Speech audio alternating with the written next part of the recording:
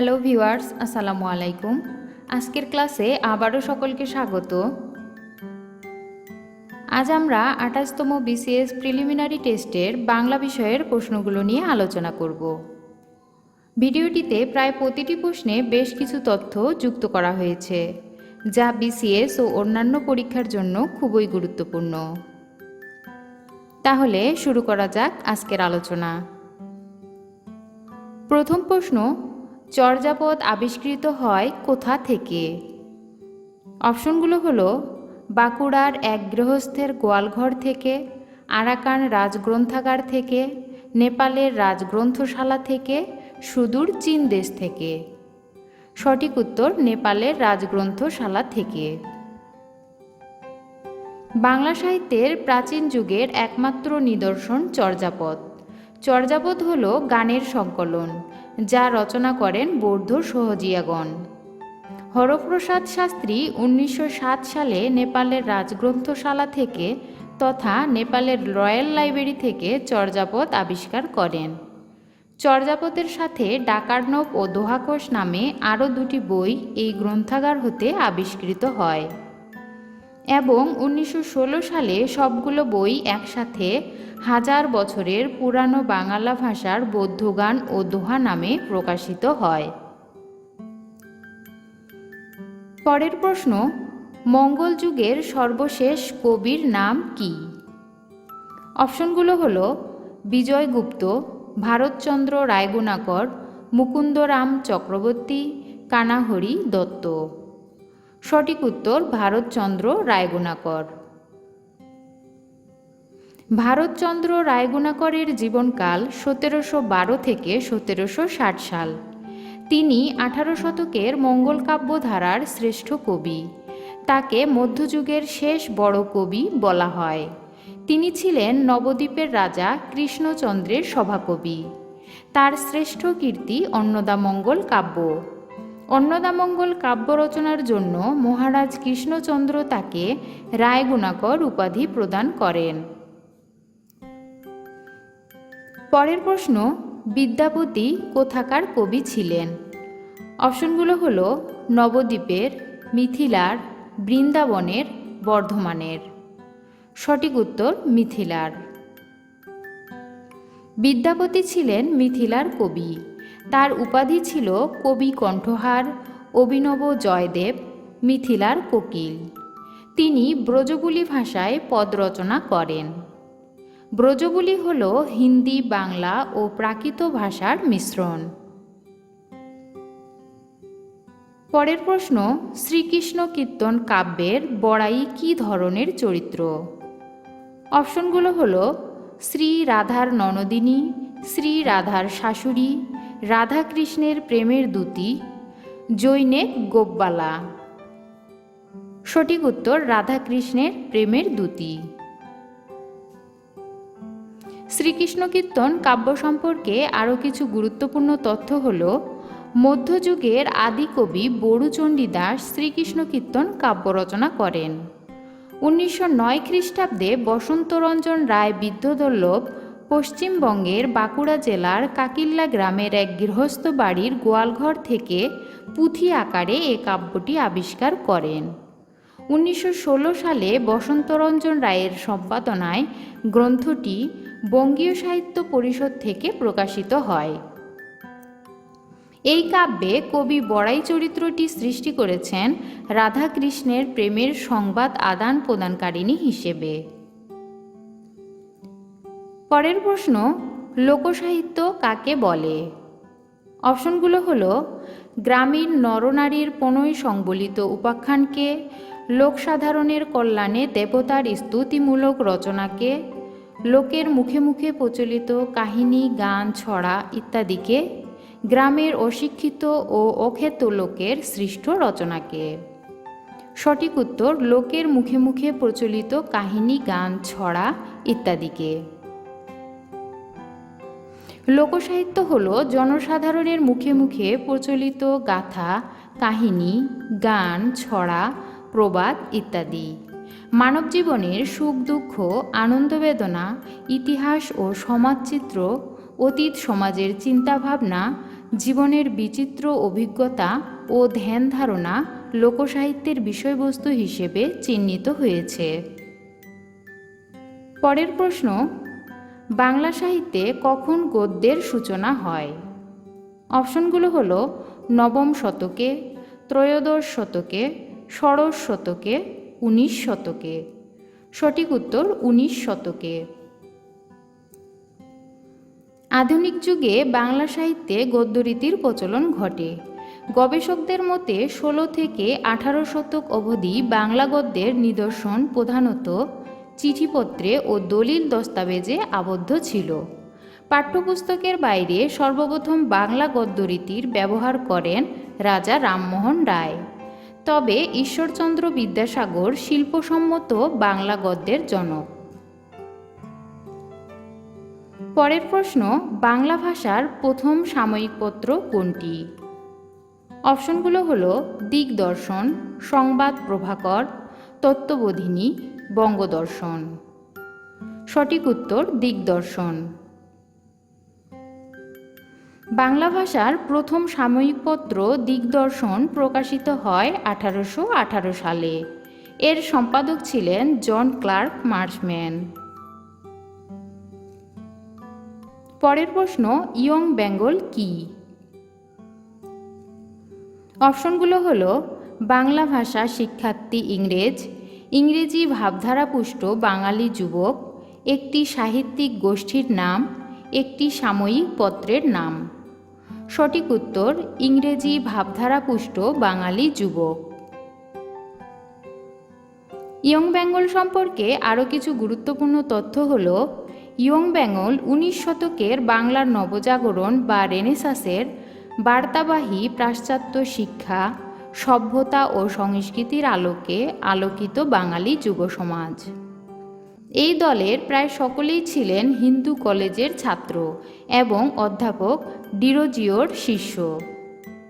1831 সালে ইয়ং বেঙ্গল প্রকাশ্যে আত্মঘোষণা করে। পরের প্রশ্ন, দীনবন্ধু মিত্রের প্রহসন কোনটি?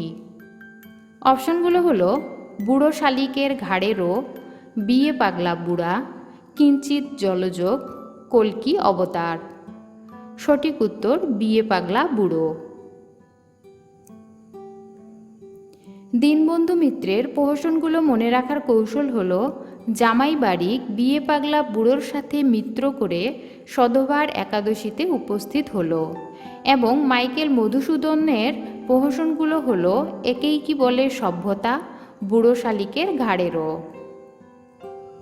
পরের প্রশ্ন, মীর মোশাররফ হোসেনের নাটক কোনটি? অপশনগুলো হলো নটির পূজা, বেহুলা গীতাভিনয়, নবীন তপস্বিনী, কৃষ্ণকুমারী। সঠিক উত্তর বেহুলা গীতাভিনয়। আধুনিক বাংলা সাহিত্যের প্রথম উল্লেখযোগ্য মুসলিম সাহিত্যিক, নাট্যকার ও উপন্যাসিক মীর মোশাররফ হোসেন। তার উল্লেখযোগ্য নাটকগুলো মনে রাখার কৌশল হল, বসন্ত কুমারী জমিদার দর্পণের সামনে দাঁড়িয়ে বেহুলা গীতাভিনয় ও টালা অভিনয় নাটক করল। বসন্ত কুমারী মুসলিম সাহিত্যিক রচিত প্রথম নাটক। পরের প্রশ্ন, কলকাতায় প্রথম রঙ্গমঞ্চ তৈরি হয় কত সালে? অপশনগুলো হলো 1817 সালে, 1832 সালে, 1852 সালে, 1753 সালে। সঠিক উত্তর 1753 সালে। ইংরেজরা সর্বপ্রথম কলকাতার লালবাজারে প্লে হাউস নামে রঙ্গমঞ্চ স্থাপন করে 1753 সালে। বাংলা নাটকের প্রথম অভিনয় শুরু হয় 1795 খ্রিস্টাব্দে রুশ দেশীয় আগন্তুক হেরাসিম লেবেডভ এর হাত ধরে। তিনি কলকাতায় বেঙ্গল থিয়েটার নামে রঙ্গমঞ্চ স্থাপন করেন এবং the ডিসগুইস and the love is the best doctor নামে দুটি নাটক বাংলায় অনুদিত করে এদেশীয় পাত্রপাত্রীদের দ্বারা অভিনয় করান। পরের প্রশ্ন, রবীন্দ্রনাথ ঠাকুরের অতি প্রাকৃত গল্প কোনটি? অপশনগুলো হলো এক রাত্রি, নষ্ট নীর, ক্ষুধিত পাষাণ, মধ্যবর্তিনী। সঠিক উত্তর ক্ষুধিত পাষাণ। অতিপ্রাকৃত গল্প বলতে সুপারন্যাচারাল বা অলৌকিক কাহিনী নির্ভর গল্পকে বোঝায়। রবীন্দ্রনাথের কিছু অতিপ্রাকৃত গল্প মনে রাখার কৌশল হল: নিশীথে ক্ষুধিত পাষাণ জীবিত ও মৃতের সন্ধিক্ষণে দাঁড়িয়ে মণিহার ও গুপ্তধন খুঁজতে গিয়ে কঙ্কাল হয়ে ফিরল। পরের প্রশ্ন, বাংলা সাহিত্যের প্রথম মুসলিম উপন্যাসিকের নাম কি? অপশনগুলো হলো মোতাহের হোসেন, ইসমাইল হোসেন সিরাজি, মীর মোশাররফ হোসেন, ফররুখ আহমদ। সঠিক উত্তর মীর মোশাররফ হোসেন। আধুনিক বাংলা সাহিত্যের প্রথম উল্লেখযোগ্য মুসলিম সাহিত্যিক বা গদ্য লেখক মীর মোশাররফ হোসেন। বাংলা সাহিত্যে মুসলিম সাহিত্যিক রচিত প্রথম উপন্যাস রত্নবতী। উপন্যাসটি প্রকাশিত হয় 1869 সালে। মীর মোশাররফ হোসেনের শ্রেষ্ঠ উপন্যাস বিষাদ সিন্ধু। কারবালার ঘটনার মর্মস্পর্শী বর্ণনা এর মূল উপজীব্য। উপন্যাসটি 3টি পর্বে বিভক্ত এবং উপন্যাসের নায়ক ইমাম হোসেন। পরের প্রশ্ন, নজরুল ইসলামের সম্পাদিত পত্রিকা কোনটি? অপশনগুলো হলো মাহে নও, সওগাত, ধূমকেতু, কালিকলম। সঠিক উত্তর ধূমকেতু। বাংলা সাহিত্যের বিদ্রোহী কবি ও বাংলাদেশের জাতীয় কবি কাজী নজরুল ইসলাম সম্পাদিত পত্রিকা নবযুগ, লাঙল ও ধূমকেতু। পরের প্রশ্ন, জীবনানন্দ দাশের প্রবন্ধ গ্রন্থ কোনটি? অপশনগুলো হলো ধূসর পাণ্ডুলিপি, কবিতার কথা, ঝরা পালক, দুর্দিনের যাত্রী। সঠিক উত্তর কবিতার কথা। জীবনানন্দ দাশকে বলা হয় রূপসী বাংলার কবি, নির্জনতার কবি, ধূসরতার কবি, প্রকৃতির কবি, তিমির হননের কবি ও শুদ্ধতম কবি। রবীন্দ্রনাথ ঠাকুর তার কবিতাকে চিত্তরূপময় কবিতা বলে উল্লেখ করেছেন। জীবনানন্দ দাশের প্রবন্ধগ্রন্থ হল কবিতার কথা, কেন লিখি। তার কাব্যগ্রন্থগুলো মনে রাখার কৌশল হল মহাপৃথিবীর রূপসী বাংলায়, বনলতা সেন, বেলা অবেলা কালবেলায়, ঝরা পালক ও 7 তারার তিমির দিয়ে ধূসর পাণ্ডুলিপি রচনা করল। পরের প্রশ্ন, 7 সাগরের মাঝি কাব্যগ্রন্থের রচয়িতা কে? অপশনগুলো হলো কাজী নজরুল ইসলাম, ফররুখ আহমদ, আব্দুল কাদির, বন্দে আলী মিয়া। সঠিক উত্তর ফররুখ আহমদ। 7 সাগরের মাঝি মুসলিম পুনর্জাগরণের কবি ফররুখ আহমদের প্রথম প্রকাশিত ও শ্রেষ্ঠ কাব্যগ্রন্থ। ইসলামের ইতিহাস ও ঐতিহ্য কাব্যটির মূল উপজীব্য। তার অন্যান্য কাব্যগ্রন্থগুলো মনে রাখার কৌশল হল সিরাজাম মুনিরা, নৌফেল ও হাতেম, হাতেমতাই ও 7 সাগরের মাঝিকে নিয়ে মুহূর্তের মধ্যে কবিতা লিখে ফেলল। পরের প্রশ্ন, বাংলাদেশের ভাষা আন্দোলন ভিত্তিক উপন্যাস কোনটি? অপশনগুলো হলো অগ্নিসাক্ষী, চিলে কোঠার সেপাই, আরেক ফাল্গুন, অনেক সূর্যের আশা। সঠিক উত্তর আরেক ফাল্গুন। জহির রায়হানের আরেক ফাল্গুন ভাষা আন্দোলনের প্রেক্ষাপটে রচিত প্রথম উপন্যাস। শওকত ওসমানের আর্তনাদ ও সেলিনা হোসেনের নিরন্তর ঘণ্টাধ্বনি ভাষা আন্দোলনের প্রেক্ষাপটে রচিত উপন্যাস। আবার কবর মুনির চৌধুরীর ভাষা আন্দোলনের প্রেক্ষাপটে রচিত নাটক। পরের প্রশ্ন, মুক্তিযুদ্ধ ভিত্তিক উপন্যাস কোনটি? অপশনগুলো হলো শঙ্খনীল কারাগার, কাটাতারে প্রজাপতি, জাহান্নাম হতে বিদায়, আর্তনাদ। সঠিক উত্তর জাহান্নাম হতে বিদায়। মুক্তিযুদ্ধ ভিত্তিক কিছু উল্লেখযোগ্য উপন্যাস: শওকত ওসমানের 2 সৈনিক, জাহান্নাম হতে বিদায়, নেকড়ে অরণ্য ও জলাঙ্গি। হুমায়ুন আহমেদের আগুনের পরশমণি, সূর্যের দিন, শ্যামল ছায়া, জ্যোৎস্না ও জননীর গল্প। আনোয়ার পাশার রাইফেল রুটি আওরাত। সৈয়দ শামসুল হকের নিষিদ্ধ লোবান ও নীলদংশন এবং সেলিনা হোসেনের হাঙর নদী গ্রেনেড ও যুদ্ধ। পরের প্রশ্ন, শওকত ওসমান কোন উপন্যাসের জন্য আদমজী পুরস্কার লাভ করেন? অপশনগুলো হলো বনি আদম, জননী, চৌরসন্ধি, কৃতদাসের হাসি। সঠিক উত্তর কৃতদাসের হাসি। কথাসাহিত্যিক শওকত ওসমানের কৃতদাসের হাসি উপন্যাসের জন্য 1966 সালে আদমজী সাহিত্য পুরস্কার লাভ করেন। এ উপন্যাসে পাকিস্তানিদের বিরূপ শাসনের সমালোচনা প্রতীকাশ্রয়ে উপস্থাপিত হয়েছে। তার অন্যান্য উপন্যাসগুলো মনে রাখার কৌশল হল জননী, বনি আদমের রাজা উপাখ্যানে, চৌরসন্ধি ও পতঙ্গ পিঞ্জরের গল্প পড়ে কৃতদাসের হাসি হাসল।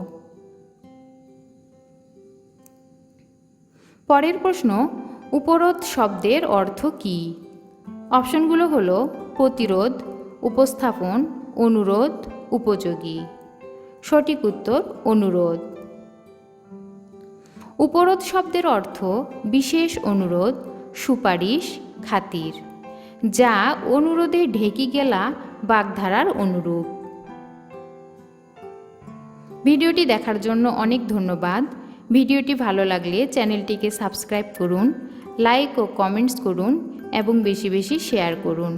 আর ভিডিওর নিচে থাকা বেল আইকনটি প্রেস করুন। আজ এ পর্যন্তই। সবাই ভালো থাকবেন। আল্লাহ হাফেজ।